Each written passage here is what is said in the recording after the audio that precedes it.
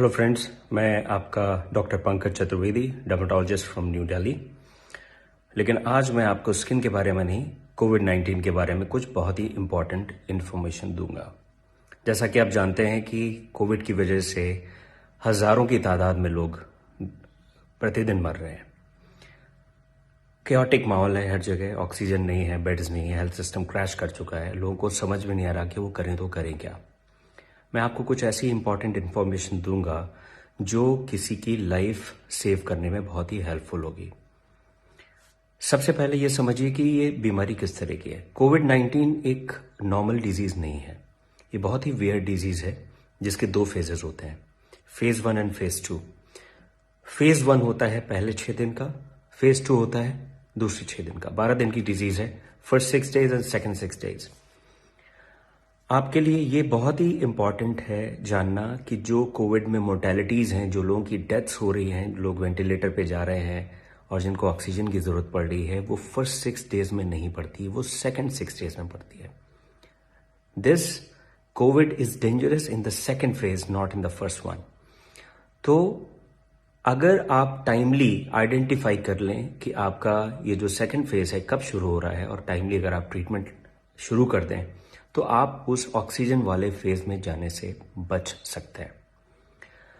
तो सबसे पहले जिस दिन आपके सिम्टम्स शुरू होते हैं कोविड के, fever, body ache, diarrhoea, loss of smell, loss of taste, या जिस दिन आपकी रिपोर्ट पॉजिटिव आती है, दैट इज डे 1, तो फर्स्ट 5 डेज आप नॉर्मल मेडिसिन लेंगे, doxycycline, azithromycin, ivermectin, vitamin C, zinc, Fabiflu. इसमें अपनी डाइट पे फोकस करें, हाइड्रेट करें और रेस्ट करें। इसमें आपको पैनिक होने की जरूरत नहीं है। आपको केयरफुल रहना है जिस दिन आपका 6th डे है और 7th डे है। 6th एंड 7th डे से आप केयरफुल हो जाएंगे और अगले 1 हफ्ते तक you will be very very careful, because इसी फेज में कॉम्प्लिकेशंस बिल्डअप होते हैं और इसी फेज में लोगों की डेथ्स होती है। 6th डे आप एक सीटी स्कैन कराएंगे चेस्ट का और एक टेस्ट आप कराएंगे इन्फ्लेमेटरी मार्कर्स का, जिसमें सीआरपी सबसे इंपॉर्टेंट है। कुछ और भी टेस्ट हैं जैसे डी डाइमर और इंटरल्यूकिन 6, अगर करा लें तो बेटर है, और कंप्लीट ब्लड काउंट। अब इनका रोल क्या है? इनका रोल ये है कि अगर 6ठे दिन आपका सीटी स्कैन माइल्ड है तो इसका मतलब ये है कि आपकी जो डिजीज है वो आपको ज्यादा ट्रबल करने वाली नहीं है। अगर आपका सीआरपी लेवल बहुत माइल्ड है, नॉर्मल है या रेज्ड ज़्यादा नहीं है, इसका मतलब ये कि आपकी बॉडी में जो इन्फ्लेमेशन बिल्डअप हो रहा है वो ज़्यादा नहीं बिल्डअप हुआ है और आपको पैनिक होने की ज़रूरत नहीं है। Of course you have to be careful, but panic mode में जाने की ज़रूरत नहीं है। लेकिन अगर आपका सीटी स्कैन शो कर रहा है कि आपके चेस्ट में लंग इन्वॉल्वमेंट मॉडरेट है या सिवियर है और आपका सीआरपी लेवल भी बढ़ा हुआ है, that means you will be in trouble after few days.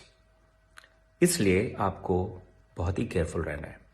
अगर ये लेवल्स आपके मॉडरेट टू सीवियर आते हैं, सीआरपी का लेवल बढ़ा हुआ आता है, तो immediately you will consult a physician and from 6th और 7th day you will start your steroids and blood thinners. ये 2 चीजें हैं जो पेशेंट की जान बचाती हैं अगर टाइमली आप स्टेरॉइड शुरू करें और टाइमली ब्लड थिनर शुरू करें। लेकिन इसका मतलब ये नहीं कि आप अपने आप को सेल्फ मेडिकेट करें, क्योंकि अगर स्टेरॉइड्स आपने फर्स्ट फेज में ले लिए, क्योंकि आजकल सोशल मीडिया पे और व्हाट्सएप यूनिवर्सिटी में बहुत सारे लोग ज्ञान देते हैं कि हाँ स्टेरॉइड्स बड़े यूजफुल हैं, और जैसे ही पेशेंट्स की रिपोर्ट आती है डे 1 से वो स्टेरॉइड शुरू कर देते हैं। That is bad. अगर आपने स्टेरॉइड्स फर्स्ट फेज में लिए, they will be dangerous for you, because उस वक्त वायरस रेप्लिकेट कर रहा होता है और उस वक्त अगर आप स्टेरॉइड्स ले लें फर्स्ट 5 to 6 डेज में, दे विल बी हार्मफुल।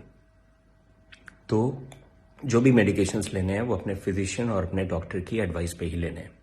तो 6th और 7th day are very crucial. अगर टाइमली आपने ब्लड थिनर्स एंड स्टेरॉइड्स शुरू कर दिए, आपके प्रॉब्लम में आने के चांसेस काफ़ी हद तक कम हो जाएंगे। अब मेजर इशू क्या है? हमारा कॉमन टिपिकल इंडियन माइंडसेट कि जैसे ही हमारा 5वें दिन फीवर कम होता है हमें लगता है वी आर फाइन, हम ठीक हो गए। शुरुआत के 5 दिनों में हम हर 3 घंटे में अपना ऑक्सीजन लेवल चेक करते हैं, लेकिन 5th डे जब हमारा फीवर नॉर्मल हो जाता है, we throw away our oximeter, हमें ध्यान नहीं रहता कहाँ रखा हुआ है, and we forget to measure any kind of oxygen saturation, right? Of course fever comes down, 5th, 6th, 7th day कुछ नहीं होता, 8th डे भी कुछ नहीं होता, 9th day suddenly person starts feeling shortness of breath, weakness, कई लोग फेंट हो जाते हैं, कई लोग ब्लू पड़ने शुरू हो जाते हैं, क्योंकि that is the time when the oxygen dips suddenly. Covid में एक मेजर इशू है हैप्पी हाइपोक्सिया। दैट मीन्स जब तक ऑक्सीजन सैचुरेशन 80-85 तक नहीं चला जाता, पेशेंट को फील ही नहीं होता, वो नॉर्मल रहता है।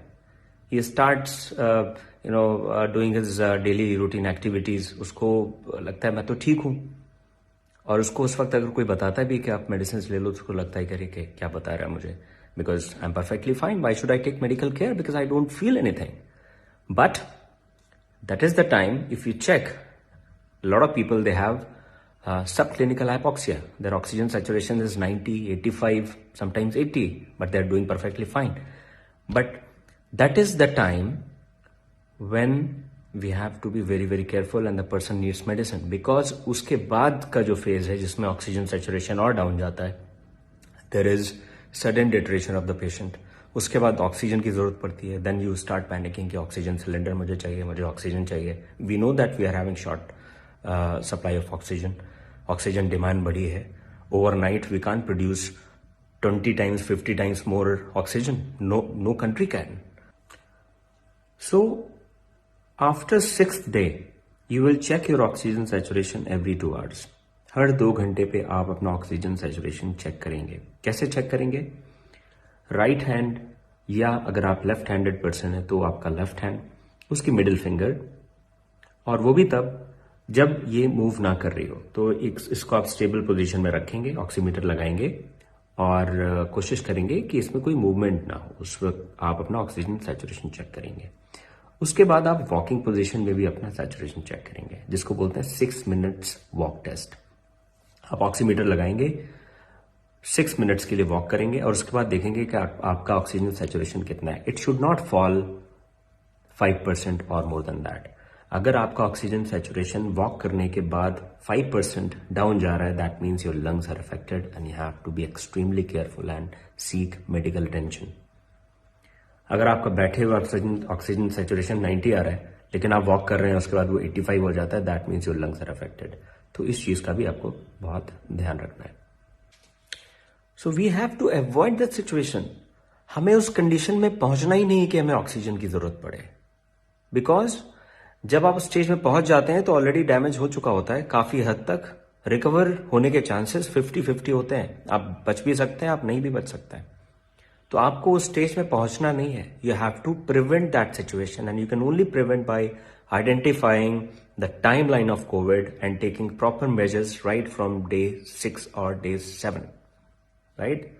If you'll do that, most probably you will sail through, most probably आप बच जाएंगे और अपने आसपास जो भी आपके रिश्तेदार हैं, जो भी आपके फ्रेंड्स हैं, फैमिली मेंबर्स हैं, उनको भी आप बचाने में हेल्प करेंगे। फ्रेंड्स, ये जो वक्त है, ये जो समय है, वो है एक दूसरे की हेल्प करने का। मैं एक डर्मेटोलॉजिस्ट हूँ, but still I am making this video so that I can make you aware.